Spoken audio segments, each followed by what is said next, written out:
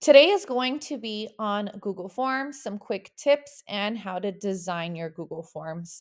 So, first things first, of course, you are going to open up a new Google form. I like to just go ahead and type forms.new up at the web address, and it's going to generate you a new Google form quickly and easily. So, once you are done completing this form, putting your title, your questions, putting if it's a multiple choice, paragraph, or short answer, you're going to get something that might look like this once you're complete. So, what's really neat is you can actually go ahead and go on the upper right hand corner and select customize theme.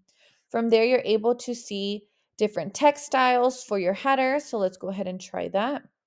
As you can see, it changes the header text, the questions, the font size. You can even select a color for your background and even add a header. So, depending on what subject you are working on, you can go ahead and add a header that is included. Or what I like to do is insert a header that I might have created in Canva, for example. Here's an example, a Monday check-in for SEL lessons. And for Google Forms, I've also created something called a quick check. And what quick check is something that you can do in part of your lesson. So just 4 questions, 3 questions, very quick, kind of like an exit ticket to see how your students are progressing. So once you are done customizing it, it's going to look something like this.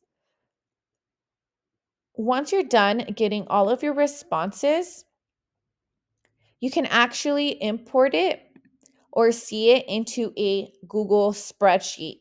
So you go to responses and click view in sheets, and it's going to pull up all the results for all your students, which makes it so much easier to see which students are performing at grade level or need some more assistance. All right. Thanks, everyone.